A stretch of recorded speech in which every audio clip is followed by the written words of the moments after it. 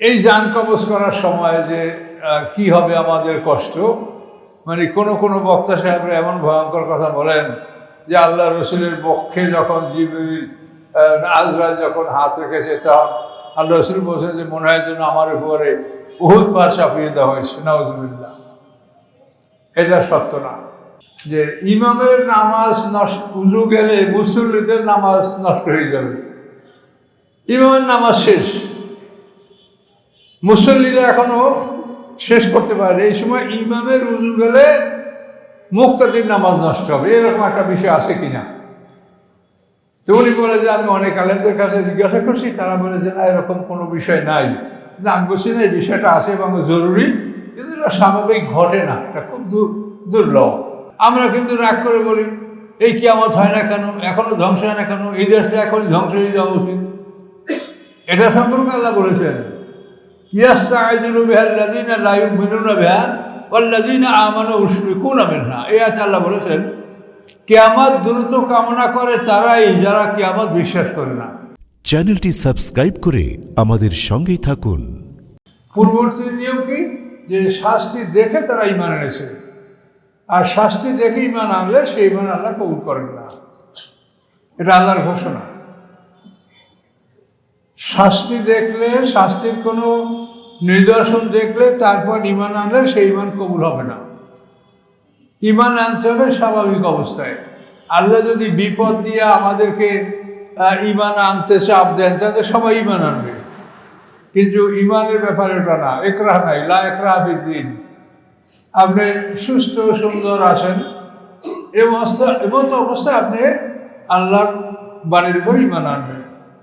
ফেরাউন বিপদ দেখে মৌবাতের সময় ঈমান এনেছিল, কোরআনে স্পষ্ট বলা আছে, তার ঈমান কবুল হয়নি। এইভাবে বহু জাতি। তো আল্লাহ বলেন যে তারা হেদায়েত আসার পরে ঈমান আনবে, আল্লাহর প্রতি আল্লাহর নিকট ক্ষমা প্রার্থনা করবে, আর কোনো কিছুই বাধা হয় না। বাধা হলো এটাই যে পূর্ববর্তীদের নিয়ম তাদের উপর এসে যাবে, অর্থাৎ শাস্তি দেখে তারা ঈমান আনবে, কিন্তু সেটা কবুল হবে না।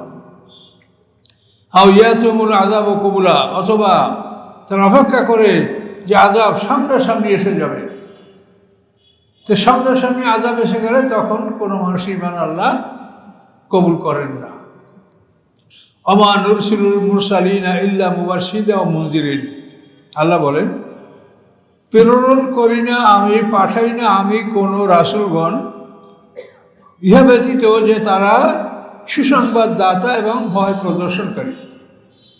নবী রাসূলরা দুইটা মিশন নিয়ে পৃথিবীতে আগমন করেন আল্লাহর পক্ষ থেকে, যে তারা ভয় দেখাবেন যে সমাজ সামনে কঠিন শাস্তি।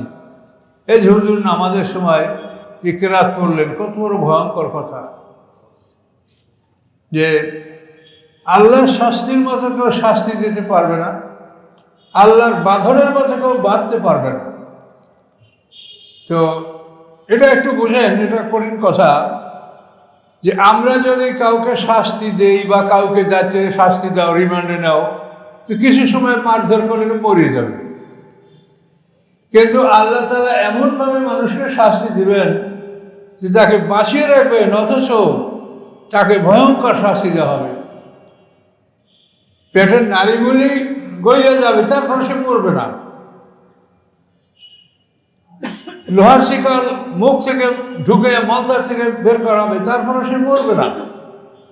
এই শাস্তিকে আমরা দিতে পারি? পৃথিবী থেকেও এই বুদ্ধি আছে যে একটা লোহার শিকল মুখ দিয়ে ঢুকে মলদার থেকে বের করে মরবে না, মরে যাবে। তা আল্লাহ বলেন তাকে বাঁচিয়ে রাখা হবে এবং এই অবস্থায় তাকে কঠিন শাস্তি দেওয়া হবে। এইটা আল্লাহ বলেন আল্লাহর মতো এই কাজ কেউ করতে পারবে না, এবং আসলেই সত্য, এটা অন্য কেউ করতে পারবে না। ওমা নুরসিলুল মুরসালিনা ইল্লা মুবাশশিরা ওয়া মুনজিরিন। আমায় পাঠাই না কোনো রাসূলগণ ইহা ছাড়া যে তারা হয় সুসংবাদ দানকারী এবং তারা হয় ভয় প্রদর্শনকারী। ওয়ুজাদিলুল্লাযিনা কাফারু বিল বাতিল, এবং বিতর্ক করে কাফেররা মিথ্যা নিয়া। তারা মিথ্যাকে প্রতিষ্ঠা করার জন্য বিতর্ক করে। লিইউদহিদু বিল হক, যার মাধ্যমে তারা সত্যকে পরাজিত করতে পারে। এভাবে মিথ্যা নিয়ে তারা যুক্তি তর্ক স্থাপন করে।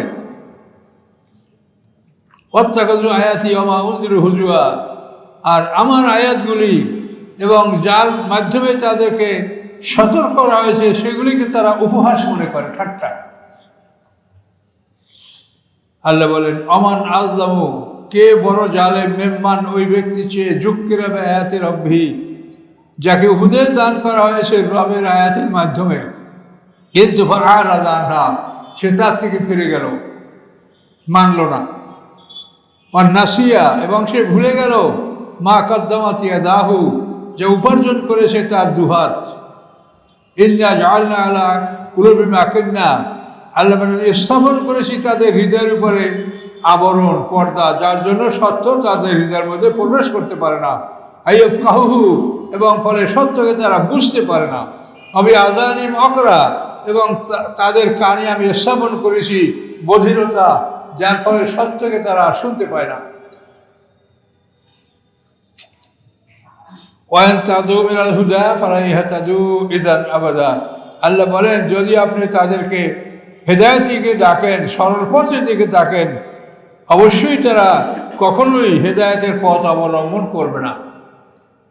এই এক শ্রেণীর মানুষ যাদেরকে বোঝানো হয়েছে, বুঝেছে, কিন্তু তারপরও মানবে না, তাদের ব্যাপারে এই কথা বলা হয়েছে।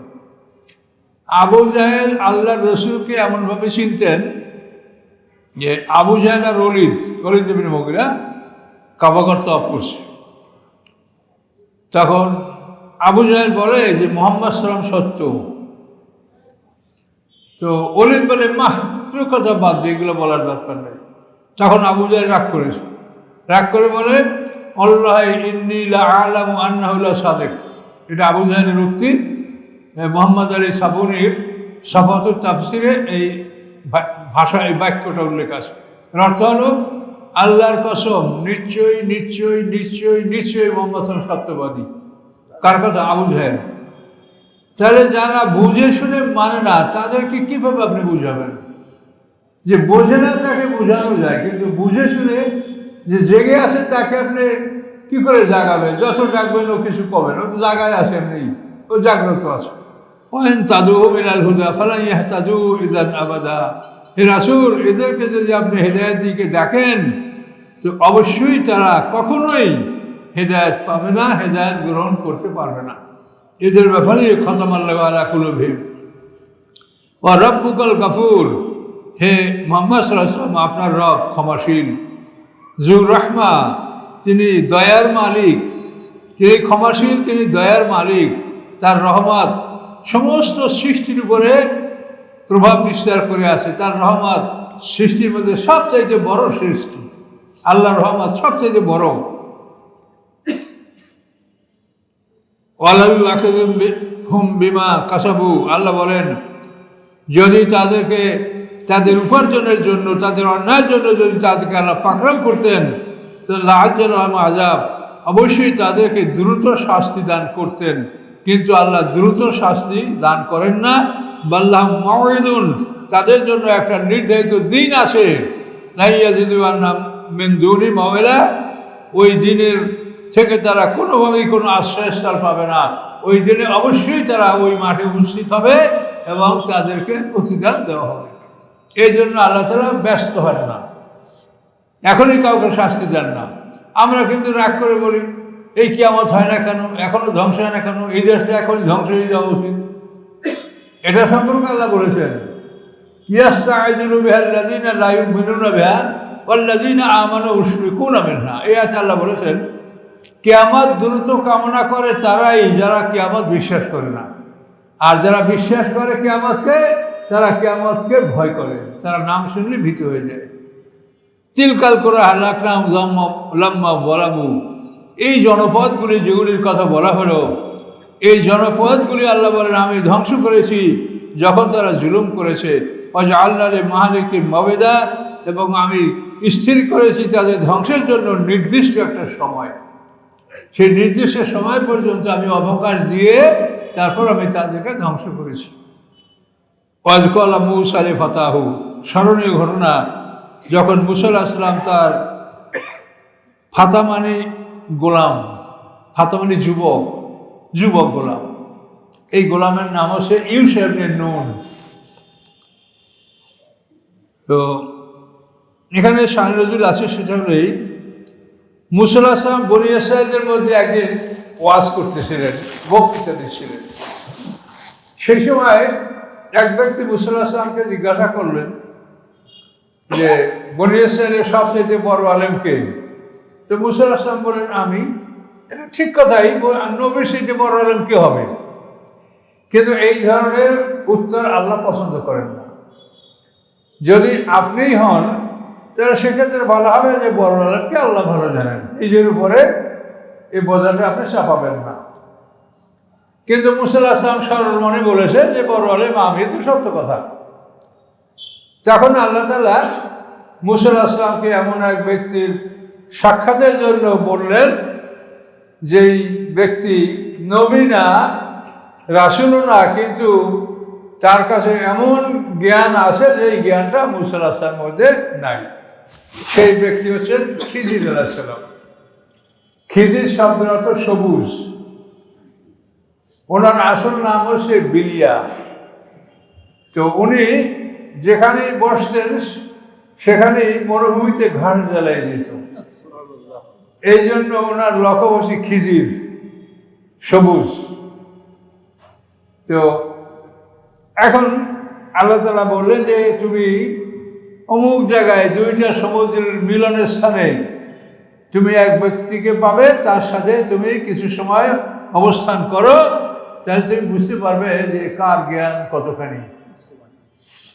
তো এই মাজমাল বাহরাইন দুইটা সমুদ্রের মিলনস্থান। এই জায়গাটা হলো যে নীল নদীটা ভিক্টোরিয়া হ্রদ থেকে এটার উৎপত্তি দক্ষিণে। তো এই নীল নদীটা সুদানের মধ্যে দুইটা শাখা হয়েছে। তারপর এখান থেকে সে মানে আলেকজান্দ্রিয়া হলো এর মোহানা, ভূমধ্য সাগরের কিনারায় আলেকজান্দ্রিয়া, এখানে হচ্ছে নীল নদীর মোহানা। তাহলে এখানে মুসা আলাইহিস সালামকে যেখানে যেতে বলা হয়েছে সেটা হলো মাজমাল বাহরাইন, কোরআনেই বলা আছে, দেখবেন দুইটা নদীর মিলনস্থান। এই জায়গাটা সুদানের মধ্যে, মিশর পার হয়ে সুদানের মধ্যে এই দুই নদীর মিলনস্থান। খুব লম্বা নদী, ভিক্টোরিয়া হ্রদ থেকে আরম্ভ করে একবারে ভূমধ্য সাগরে তার মোহনা। আমরা পড়লেই দেখতে পারবো। এরকলা মৌসলে ফাতাহু, স্মরণযোগ্য যখন মুসা আলাইহিস সালাম তার গোলামকে বললেন, ইউশা ইবনে নুনকে বললেন, লা আবরাহু, আমরা অনবরত চলতে থাকবো, হাত্তা আবলুগা মাজমাল বাহরাইন, যতক্ষণ না দুই নদীর মিলনস্থানে আমরা উপনীত হব, ততক্ষণ আমরা চলতেই থাকবো। নীল নদীর পারে পারে আমরা দক্ষিণ দিকে আগাতে থাকবো। মিশর থেকে এটা অবস্থানটা দক্ষিণ দিকে ছিল। আমজি হুকুবা, অথবা আমরা যুগ যুগ ধরে চলতে থাকবো। হুকবা 80 বছরে এক হুকবা এরকম বলা হয়, কিন্তু অথেন্টিক এটা না। তবে হুকবা মানে অনেক সময়, যুগ যুগ। এরপরে ফালাম্মা বালাগা মাজমা বাইনিহিমা, অতঃপর যখন উভয়ে উপনীত হলেন মাজমা বাইনিহিমা, দুই নদীর মিলনের স্থানে, নাসিয়া হুতাহুমা, তখন সে ইউশা ইবনে নুন সে তার মাছের কথা ভুলে গেল। মানে খাবার জন্য একটা ভাজা মাছ থলির মধ্যে ছিল, কিন্তু ওই মাছটা ওইখানে জীবিত হয়ে সমুদ্রে চলে গেছে। এখানে দেখবেন যে আয়াতের মধ্যে আছে, ভুলে গেল ইউশা ইবনে নুন তাদের মাছের কথা। ফাত্তাখাযা সাবিলাহু ফিল বাহরি সারাবা, গ্রহণ করেছে তার রাস্তা নদীর মধ্যে সারাবা, সুরঙ্গ করে। পানির মধ্যে কি সুরঙ্গ হয়? সুরঙ্গ হয় তো মাটিতে, কিন্তু এই মাছটা যেখান থেকে পানিতে ঢুকছে সেই পানির মধ্যে সুরঙ্গ হয়ে আছে। এটা না হলে ওরা ফিরে এসে জায়গাটা চিনতে পারবে না যে কোনখানে মাছটা হারালো। এই জন্য আল্লাহর কুদরতে ওই মাছটা সুরঙ্গ করে পানির মধ্যে চলে গেছে, জীবিত হয়ে, মরা মাছ, ভাজা মাছ। ফালাম্মা যা ওয়াজা, অথবা যখন তারা এই স্থানটি ত্যাগ করলো, ওখানে তারা বিশ্রাম করেছে, মুসা আলাইহিস সালাম আর ইউসুফ ইবনে নুন বিশ্রাম করেছে, ঘুমিয়েছে। জাগ্রত হওয়ার পরে ওখান থেকে আবার দক্ষিণ দিকে এদিকে চলতে শুরু করেছে। ফালাম্মা যা ওয়াজা, অথবা যখন তারা দুজন চলতে লাগলো, চলতে চলতে অনেক দূর যাওয়ার পরে ক্বালা লি ফাতাহু, মানে দিনের অবশিষ্ট রাত, এত সময় পার হয়ে গেছে। তো এরপরে সকালবেলা ক্বালা লি ফাতাহু, মুসা আলাইহিস সালাম তার চাকরকে বললেন, আতিনা গাদানা, নিয়ে আসো আমাদের ভোরের খাবার, ভোরের খাবার নিয়ে আসো। লাকাদ লাকিনা মিন সফরিনা হাযা নাসাবা, অবশ্যই আমরা সম্মুখীন হয়েছি আমাদের এই সফরে অনেক কষ্টের। নসুব মানে কষ্ট, অনেক কষ্টের সম্মুখীন হয়েছি, ক্ষুধা লাগছে, খাবার বের করো, নাও। কলা, তখন ইউসুফ ইবনে নুন বললেন, আর আইতা, আপনি কি দেখেন নাই, লক্ষ্য করেন নাই, এর আওয়াইনেলা সাকরাতে, যখন আমরা পাথরের কাছে আশ্রয় নিয়েছিলাম, ফাইনি নাসিতুল হুদা, আমি মাছের কথা বলতে ভুলে গেছি, যে এখান থেকে মাছটা চলে গেছে, আপনি বলবো আমার মনে নাই। আমা আনসানিও ইল্লা শয়তান, আমাকে কেউ ভুলিয়ে রাখে নাই শয়তান ব্যতীত, যে আমি আপনাকে বলবো, শয়তান আমাকে ভুলিয়ে রেখেছে, বলতে পারি নাই। আন আজকুরাহু, এই বিষয়টা আমি আপনাকে বলবো। ওয়াত্তাখাযা সাবিলু ফিল বাহরি আজাবা, গ্রহণ করেছে এই মাছ আর রাস্তাটা সমুদ্রের মধ্যে আশ্চর্যজনকভাবে, মানে সে একটা সুরঙ্গ করে পানিতে ঢুকেছে। কলা, মুসা আলাইহিস সালাম বললেন, জালিকা মা কুন্না নাবগি, যে এই জিনিসই তো আমরা অনুসন্ধান করতেছিলাম, এটাই তো করতেছিলাম। ফালতাতালা আসারিম হিমা কাসাসা, অতঃপর চিহ্ন দেখে দেখে আবার তারা পিছনের দিকে চলতে শুরু করলেন। যে পথে তারা দিকে আগাচ্ছে, আবার ওখান থেকে চিহ্ন দেখে দেখে পিছনের দিকে তারা অগ্রসর হতে লাগলেন। ফালতাতা মানে পিছনে ফেরা, আসার মানে চিহ্ন দেখা, কাসাসা মানে নিদর্শন দেখে চলা। ফাওয়াজাদা আবদাম মিন ইবাদিনা, ওইখানে আইসা, ওই যে পাথরের উপর ওরা ঘুমাইছিল, সেখানে আইসা ওয়াজাদা আবদাম মিন ইবাদিনা, পেল তারা একজন বান্দাকে আমার বান্দাদের মধ্যে হতে। আল্লাহ বলেন, আমার বান্দাদের মধ্যে হতে এক বান্দাকে তারা পেল। এই বান্দা হলো খিজির আলাইহিস সালাম। আতাইনাহু রাহমাতাম মিন ইনদিনা, আমি দান করেছি তাকে রহমত আমার নিকট হতে, আমার নিকট হতে আমি তাকে রহমত দান করেছি। ওয়া আল্লামনাহু মিন লাদুন্না ইলমা, এবং শিখিয়েছি আমি আমার নিজের নিকট হতে জ্ঞান। ইলমে লাদুন্নি মানে আল্লাহর নিকট হতে যে জ্ঞান শেখানো হয় সেটাকে ইলমে লাদুন্নি বলা হয়। ক্বালা লাহু মূসা, মুসা আলাইহিস সালাম তাকে বললেন, হাল আত্তাবিউকা আলা আন তুআল্লিমানি মিম্মা উল্লিমতা রুশদা। মুসা আলাইহিস সালাম বললেন, হ্যাঁ, আমি কি আপনার অনুসরণ করতে পারি এই উদ্দেশ্যে যে আপনি আমাকে কিছু শিখাবেন, যে হেদায়েতের কথা, হেদায়েতের বাণী আল্লাহ আপনাকে শিখিয়েছেন, তার থেকে কিছু বিষয় আমাকে শিখাবেন, এই উদ্দেশ্যে কি আপনার সাথে আমি চলতে পারি? খিজির আলাইহিস সালাম বললেন, ক্বালা ইন্নাকা লান তাসতাতিয়া মাইয়া সবরা, নিশ্চয়ই তুমি আমার সাথে ধৈর্য রাখতে পারবে না। এখন মুসা আলাইহিস সালাম ফিরে আসে যখন ওই পাথরের কাছে, যেখানে তারা ঘুমিয়েছিলেন মাজমাউল বাহরাইনের কাছে, ওখানে এসে দেখে যে একটা মানুষ চাদর মুড়ি দিয়ে শুয়ে আছে। তো মুসা আলাইহিস সালাম তাকে সালাম দিলেন। সালাম দেওয়ার পরে উনি বললেন যে, এই জমিনে সালাম কোথা থেকে আসলো, কে তুমি? বললেন যে আমি মূসা। তুমি কোন মূসা? আমি বনী ইসরাইলের মূসা।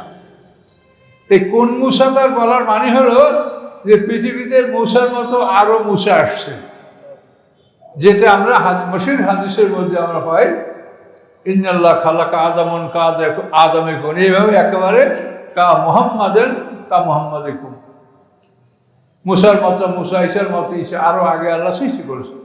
তাদের কোনো ইতিহাস আমরা জানি না, শুধু জানি যে হয়েছে। এই জন্য খিজির আলাইহিস সালাম বললেন যে তুমি কোন মূসা? তিনি বললেন যে আমি বনী ইসরাইলের মূসা। তো এই খিজির আলাইহিস সালাম তিনি মানুষ, তিনি অমর নন, তিনি মরবেন অনেক পরে, অর্থাৎ ঈসা আলাইহিস সালাম আসবে পৃথিবীতে এবং যুদ্ধ করবে এবং দাজ্জাল পৃথিবীতে যখন অত্যাচার করবে, এই দাজ্জালকে প্রতিরোধ করবেন এই খিজির আলাইহিস সালাম। দাজ্জাল সারা পৃথিবী মন্থন করবে, কিন্তু মদিনার দিকে যখন অগ্রসর হবে তো খায়বারের দ্বারে এই খিজির আলাইহিস সালাম দাজ্জালকে প্রতিহত করবে, ওখান থেকে মদিনায় সে ঢুকতে পারবে না। তো এই খিজির আলাইহিস সালাম তিনি ঈসা আলাইহিস সালাম আসবেন এবং কিয়ামতের পূর্বে এরা সবাই মারা যাবে। ঈসা আলাইহিস সালাম মরবেন, খিজির আলাইহিস সালাম মরবে, আসহাবে কাহাফ যারা গুহার মধ্যে এরাও মরবে। কাজে এরা কেউ অমর না।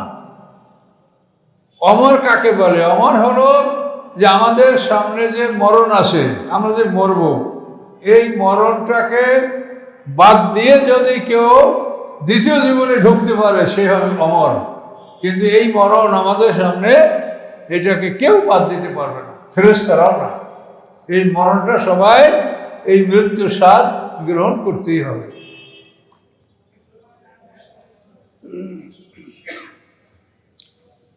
এই জান কবজ করার সময় যে কি হবে আমাদের কষ্ট, মানে কোনো বক্তা সাহেবরা এমন ভয়ঙ্কর কথা বলেন যে আল্লাহ রসুলের পক্ষে যখন জিবরিল আজরাইল যখন হাত রেখেছে তখন আল্লাহ রসুল বলছেন যে মনে হয় যেন আমার উপরে উহুদ পাহাড় চাপিয়ে দেওয়া হয়েছে, নাউজুবিল্লাহ। এটা সত্য না। তার কারণ কোরআনে বলছে যে জান কবজের ফেরেশতা দুই দল, একদল হলো নাজিয়াত আর একদল হলো নাশেতাত। নাজিয়াত হলো যারা জোর করে খিসে প্রাণ বার করবে, এটা হলো কাফেরদের জান কবজ করবে, এরা নাজিয়াত। আর নাশেতাত মৃদুভাবে বন্ধন খুলে দিবে। কাজে সেখানে আল্লাহ রসুলের উপরে এরকম কষ্ট হবে, এই কথাগুলি জাল হাদিস। কি করবেন? এই যে আলেমদের ওয়াজ নসিহত এইসব মানে অত্যন্ত ভয়ঙ্কর কথা বলে, কিন্তু তারা বাস্তবে কোরআনের সাথে মিলিয়ে দেখে না এই কোরআন কথাটা কতখানি সত্য। আল্লাহ কোরআনে বলেই দিয়েছে, আর নাজিয়াতে গারকা আর নাশেতাতে নাশতা। সর্বশক্তি বিনিয়োগ করে জোরে টেনে হিসড়ে দেহের ভিতরে ডুব দিয়ে প্রত্যেকটা পশমের গোড়ার থেকে টেনে প্রাণটাকে মুখের কাছে আসবে, আবার ছেড়ে দেবে, আবার টানবে। এ করে প্রধান ফেরেশতা আসা পর্যন্ত এই সহযোগী ফেরেশতারা এভাবে শাস্তি দিতে থাকবে। এটা কাদের? কাফেরদের জন্য। কিন্তু মুমিন বান্দার জন্য শুধু মৃদুভাবে বন্ধন খুলে দেওয়া হবে, প্রাণটা দৌড় দিয়ে মুখের কাছে আসবে, তখন ফেরেশতাদের নিয়ে আসা বর্তনে তুলে এই প্রাণকে নিয়ে তারা ইল্লিনে আল্লাহর হুকুমে সফর করবে। এটা কোরআনে থাকার পরেও এই ওয়াজ, অদ্ভুত কথা। আল্লাহ রসুলের মৃত্যুতে কষ্ট হয়, তাহলে আমাদের কি হবে? কাজে এই ধরনের কথা ঠিক না, কোরআন বলে না। খিজির আসলাম সম্পর্কে অনেক কথা, যে তিনি আবে হায়াতের পানি পেয়েছেন, ওখানে একটা আবে হায়াতের কুয়া আছে, এগুলি সব কাল্পনিক কথা। আবে হায়াতের কুয়া বা এইটা না, এটা আল্লাহ তাআলা তাকে এই দান করেছেন। আদম আলাইহিস সালামের লাশকে নূহ আলাইহিস সালামের প্লাবনের সময় এই খিজির আলাইহিস সালাম এই লাশকে নৌকায় তুলেছেন। আদম আলাইহিস সালামকে প্রথমে মক্কাতে আবু কুবাইস পাহাড়ের মাগারাতুল কুরুজে তাকে দাফন করা হয়েছিল, কিন্তু নূহ আলাইহিস সালামের প্লাবনের সময় লাশ নৌকায় তোলা হয়েছিল, পরে তাকে সিরিয়ায় দাফন করা হয়েছে। এই খিজির আলাইহিস সালাম এই কাজগুলো করেছেন, কিন্তু অমর না, তিনি মরবেন। ঈসা আলাইহিস সালাম অমর না, তিনি মরবেন। একজন প্রশ্ন করছে যে দাউদ আলাইহিস সালাম থেকে আরম্ভ করে সমস্ত নবী রসুলদেরকে আল্লাহ তাআলা একই সঙ্গে নবুয়ত বাদশাহী দান করছেন, ঈসা আলাইহিস সালামকে কি দান করছেন? এটা সোজা কথা। ঈসা আলাইহিস সালাম তাকে আল্লাহ আসমানে নিয়ে গেছেন, যখন তিনি ফিরে আসবেন পৃথিবীতে তখন তিনি বাদশাহী করবেন, 40 বছর তিনি রাজত্ব করবেন। এটা সোজা কথা, এর মধ্যে কোনো সন্দেহ নেই। তাহলে মুসা আলাইহিস সালাম অনুরোধ করলেন যে আপনাকে আল্লাহ যে বিশেষ জ্ঞান দান করছেন, হেদায়েত দান করছেন, তা হতে আমি কিছু শিখবো, আপনি আমাকে শিখাবেন। তো খিজির আলাইহিস সালাম বললেন, ইন্নাকা লান তাসতাতিয়া মায়া সবরা, নিশ্চয়ই আপনি আমার সাথে ধৈর্য ধারণ করতে পারবে না। ওয়া কাইফা তাসবিরু, কীভাবে ধৈর্য ধারণ করবে? হ্যাঁ, আলা মা লাম তুহাইত বি খুবরা, এমন বিষয়গুলি যে এই বিষয়ের কোনো খবর তুমি রাখো না, বা আপনি এই বিষয়গুলির খবর রাখেন না, এমন বিষয়ের উপরে ধৈর্য রাখবেন আপনাকে, এমনি ধৈর্য রাখাটা অসম্ভব ব্যাপার। কলা মুসল আসলাম বললেন, সাতাজিদুনি ইনশাআল্লাহ সাবেরা, অবশ্যই আপনি ইনশাআল্লাহ আমাকে ধৈর্যশীল পাবেন, আমি ধৈর্য ধারণ করবো। বলা আসি লেখা আমরা, এবং আপনার কোনো আদেশের অবাধ্য আমি হব না।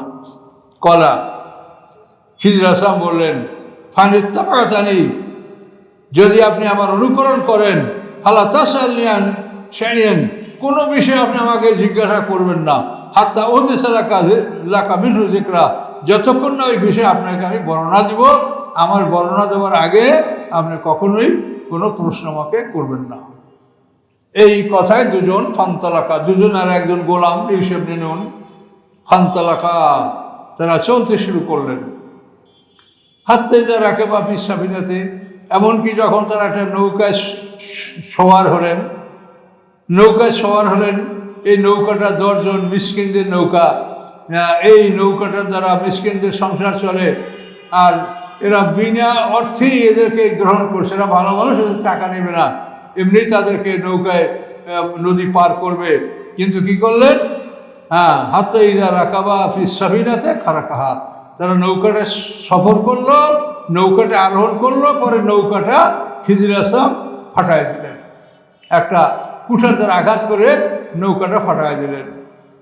কলা মুসা আসলাম বললেন, খারাপ তাহা, আপনি নৌকাটা ফাটিয়ে দিলেন, লেতুগরা কাহালা, যাতে এই নৌকার অধিবাসীদেরকে আপনি ডুবিয়ে দিবেন, লাগা যেটা সাইয়েন এমরা, নিশ্চয়ই আপনি একটা ভয়ঙ্কর কাজ করেছেন, বিনামূল্যে আপনাকে আমাদেরকে তারা বহন করবে, আর আপনি সেই নৌকাটা ফাটিয়ে দিলেন যে নৌকার আরোহীরা সব ডুবে মরে যাবে, খুব খারাপ কাজ করেছেন।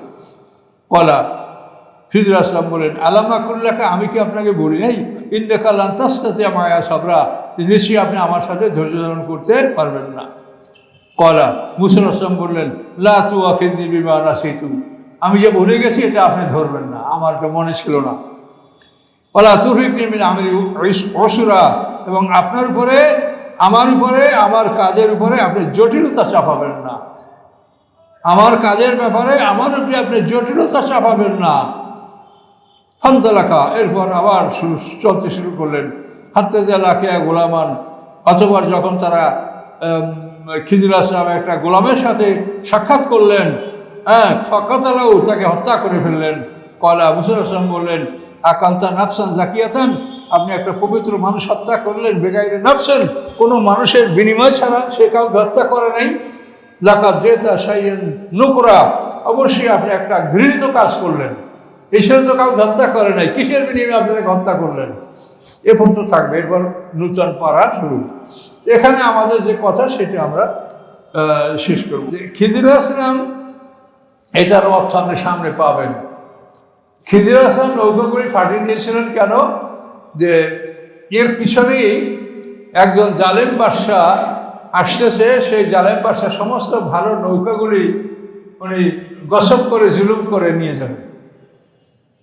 তো এখন এই নৌকাটি ফাটিয়ে দেওয়া হয়, এইটা ভাঙ্গা নৌকাটা নিবে না, তো ওই জালেম বাদশাহ চলে যাওয়ার পরে এই নৌকাটা মেরামত করে এতিমদের সংসার চলতে পারবে, এই জন্য তিনি নৌকাটা ফাটিয়ে দিয়েছিলেন। তো এই বাদশার নাম তাফসিরে বলা আছে, তার নাম জুলুদ্দি বিন কারকান, এই বাদশাহ, জালেম বাদশাহ, সে নৌকাগুলি ছিনিয়ে নেবে, তো এই জন্য তিনি নৌকাটাকে ফাটিয়ে দিয়েছিলেন।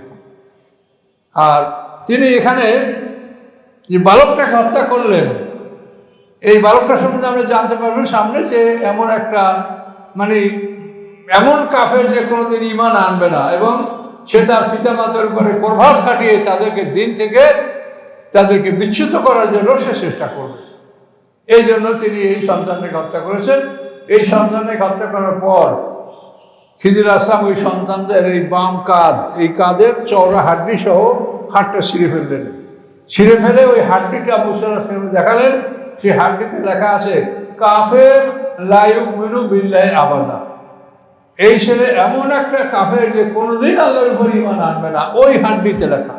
আর এটা কি জানবে কোন, এটা এই এলেন খিজির আসলামের ছিল, যার জন্য তিনি ওই বাচ্চাটাকে হত্যা করেছিল। তো আমরা এই 16 পারা শুরু হবে, আমরা উপর হুজুর গেলাম। এই তো একটা মশলা বলতে হবে একটু। মশলাটা হলো, আমাকে আজকে একজন প্রশ্ন করছে যে ইমামের নামাজ নষ্ট, উজু গেলে মুসল্লিদের নামাজ নষ্ট হয়ে যাবে। ইমামের নামাজ শেষ, মুসল্লিরা এখনো শেষ করতে পারে, এই সময় ইমামের উজু গেলে মুক্তাদির নামাজ নষ্ট হবে, এরকম একটা বিষয় আছে কিনা? তো উনি বলে যে আমি অনেক আলেমদের কাছে জিজ্ঞাসা করছি, তারা বলে যে না, এরকম কোনো বিষয় নাই। কিন্তু আমি বলছি না, এই বিষয়টা আছে এবং জরুরি, কিন্তু এটা স্বাভাবিক ঘটে না, এটা খুব দুর্লভ। ঘটনা হচ্ছে এই, আমরা যে জামাতে নামাজ পড়ি, এটার কয়টা সুরাত, কয়টা অবস্থা। এক নম্বর হলো মুদ্রেক, অর্থাৎ যে মুক্তাদি পুরো নামাজ ইমামের পিছনে পাইল, তার নাম কি? মুদ্রেক। এটা শেখেন, মুখস্থ করেন। আর যে প্রথমাংশ পাইল না, তার নাম কি? তার নাম হলো মাসবু। আপনি নামাজের প্রথমাংশ পান নাই, 1 রেখাত 2 রেখাত বা যাই হোক, তো এই যে প্রথমাংশ পেল না, সে হলো মাসবু। আর যে সমস্ত অংশটা পেল, সে হলো মুদ্রেক। আর যে প্রথমাংশ পেয়েছে, শেষ অংশ পায় নাই, এরকম মুসল্লিকে বলা হয় লাহেক। প্রথম অংশ পাইছে, শেষ অংশ পায় নাই, তার মানে উজু করিয়া ইমামের পিছনে ইক্তেদা করে নামাজ শুরু করছে, মাঝখানে উজু চলে গেছে, এখন সে উজু করতে বাইরে গেছে, এখন বাইরে উজু করে আইসে আর নামাজের শেষের ভাগ কিছু পাইতেও পারে, নাও পাইতে পারে। এই মুসল্লি হলো কি? লাহেক। যে আপনি মুসল্লি কয় প্রকার? মুদ্রেক, মাসবুক, লাহেক। এখন এই লাহেক মুসল্লি আর মাসবুক মুসল্লির ব্যবধানটা দেখেন। মাসবুক মুসল্লি যখন ইক্তেদা করে, তখন নিয়াত করে যে এখন সামনে ইমামের যে নামাজ বাকি আছে, আমি সেই নামাজ তার পিছনে আদায় করব। প্রথম থেকে নিয়াত করার কোনো যুক্তি নাই। এবং মাসবুক ইমাম সালাম সামান ফিরার পরে মাসবুক তার নামাজটা নিজ দায়িত্বে পড়বে, অর্থাৎ সূরা কেরাত যা পড়ার একা একা পড়লে যারা, এগুলো সে করবে। আর লাহেক ব্যক্তি, সে তো পুরো নামাজ পড়ার জন্য নিয়ত করে দাঁড়াইছিল যে আমি পুরো নামাজ ইমাম পিছনে পড়ব, কিন্তু ঘটনা চক্রে সে নামাজের মধ্যাংশ বা শেষাংশ পড়তে পারে নাই। এখন এই লোক আর মাসবুক এক না, এই লোক হলো ইমামের কাছে, ইমামের পিছনে পুরো নামাজের নিয়ত করেছে। এই জন্য লাহেক যে বাকি নামাজটা পড়বে, এই সময় লাহেকের কোনো কেরাত করতে হবে না। ওটা যেহেতু ইমামের পিছনে এসে, এই জন্য কেরাত করতে হবে না। সে শুধু দাঁড়িয়ে যে নামাজটা গেছে, এইটা রুকু সিজদা সহ নামাজটা আদায় করলে হবে, কেরাত করতে হবে না। এখন এই যে লাহেক ব্যক্তি, এখন এই লাহেক ব্যক্তি নামাজে আসে, তার নামাজ এখনো শেষ হয় নাই, এই সময় ইমামের রুজু গেলে ওই লোকটার নামাজ নষ্ট হয়ে যাবে লাহেক ব্যক্তির। কেন? যে এই ব্যক্তি ইমামের পিছনে ইক্তেদা করছে, আর এখনো সে ইমামের মুক্তাদি আসে নামাজ শেষ না হওয়া পর্যন্ত। এই জন্য লাহেক ব্যক্তি নামাজে আসে, এমতো অবস্থায় ইমাম সাহেব নামাজ শেষ হয়ে গেছে, তার যদি উজু নষ্ট হয়, তো লাহেক ব্যক্তিরও নামাজ হবে না, যেহেতু ওই ব্যক্তি পুরো নামাজ ইমামের পিছিয়ে পড়ার জন্য নিয়ত করছে। আর মাসবুকের সূরা কেরাত পড়া লাগবে, লাহেকের সূরা কেরাত পড়া লাগবে না। এটা সাধারণত হয় না, তবু মশলা নামাজ জেনে রাখেন। বুঝতে পারছেন তো? অসুবিধা জটিলতা হয় নাই তো? দেখালাম।